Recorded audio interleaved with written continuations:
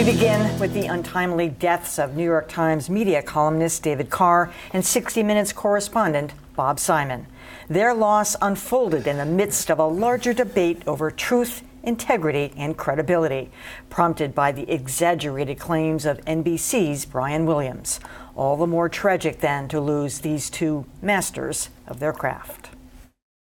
Scott Pelley's face said much more than his words. Our 60 Minutes colleague Bob Simon was killed this evening. It was a car accident in New York City. Simon was riding in the backseat of this black car. It's a tragically mundane ending to a celebrated career that began as a war correspondent in Vietnam. Civilian casualties were not announced, but it was another case of destroying a village in order to save it. Simon chronicled conflict, getting a taste of it himself when he was captured by Iraqi forces in the first Gulf War. He and his crew suffered regular beatings during their 40-day captivity. As you can see, we've lost a little weight. We've aged a little, but we're fine. Simon joined 60 Minutes full-time in 1996, a natural home for his masterful storytelling and deft way with words. None of these bodies have been identified, so they can't be buried. In Bosnia, even the dead can't go home. If Bob Simon was a witness to turmoil, David Carr seemed to embody it. By his late 30s, Carr had nearly destroyed himself in a blur of liquor and drugs, something he discussed frankly in his memoir, The Night of the Gun. When I was writing this book, there were so many last worst nights I couldn't keep track of them, but for sure, one of the worst was the night of the gun. Carr admitted he was on borrowed time. Those years of abuse and a battle with cancer had left him frail. Think about the great unbundling, which is sort of starting to happen. But the strength of his voice made him an indispensable observer of all things media. What they want me to do is look over the hill, not get stuck on the rear view, not be a nostalgist, and talk about the era that we live in. He could be unsparing in his criticism, but he never questioned the intrinsic value of journalism or the institution that employed him. It was perhaps fitting that he was in the Times newsroom when he suddenly collapsed and died at 58. I didn't know either one of these people well, but I had the privilege of knowing them both. Of course, Bob Simon was a colleague of my dad's at 60 Minutes and, in fact, spoke at one of his memorial services. I can remember distinctly in 1996 when Don Hewitt promoted Bob Simon. He was then chief foreign affairs correspondent, and it was a great celebration in the newsroom. I mean, that's the coveted, still is the coveted spot in the newsroom, but to come out of the foreign news world and be propelled into that seat was just so celebrated, largely because of his writing and repertorial skills. Of course, Tom, you know David Carr very well because was currently teaching at Boston University. I got to meet him through his book and in his book tour, and reading today all the comments about him and how the funny part is that once you get to know him, once you have a conversation with him, everybody thinks he's their best friend.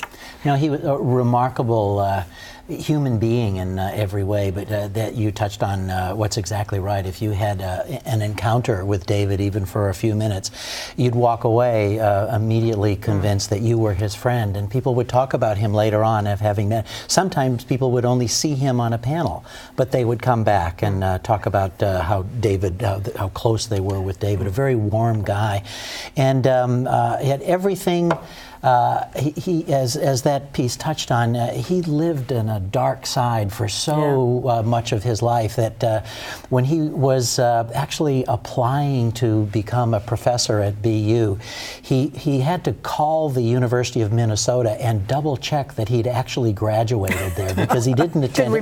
He couldn't remember. He couldn't remember going there. But it also meant he wanted to be so sure that he had his facts right, that he had said he had attended the University of Minnesota. He wanted to make sure that he actually graduated and had that. He was funny. He was witty. He was courageous to have come back from what he did. Kind of a Mark Twain character, larger than life. A huge loss for us and for journalism. The New York Times is devastated. I grew up in Minnesota and read regularly. One of the publications he used to work for, the Twin Cities Reader, which is this all-weekly that's no longer there. And I think one of the amazing things, as someone who never met the man, one of the things that amazes me about David Carr is the extent to which he imported this alternative weekly mode of being into the New York Times of all places, and it's cultivated this larger-than-life persona. Was cranky, was a raconteur, if that's the right way you say that word, and it worked for him. And the Times let him do it. And to me, that's sort of remarkable. I can't think of anyone else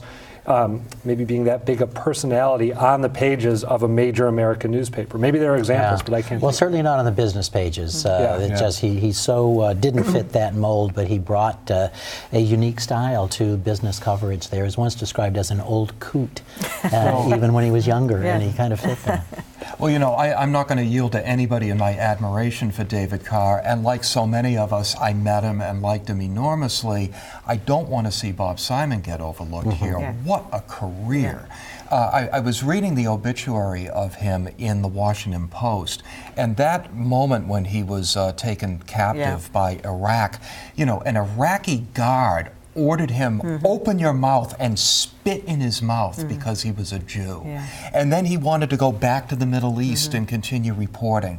That book, 40 Days, was, if anybody hasn't read that, that I still remember him saying, like, he threw away some little nut thing, you know, he found on the ground. He was so regretted throwing it away because the only way he could have caught water to have something to drink. You know, just a giant of our field. David Carr was a giant in one way. Bob Simon was a giant in a completely different way. Yeah, we were a CBS Evening News household when I was growing up, so I saw Bob Simon just about every night, you know, as a model of what a foreign correspondent could be.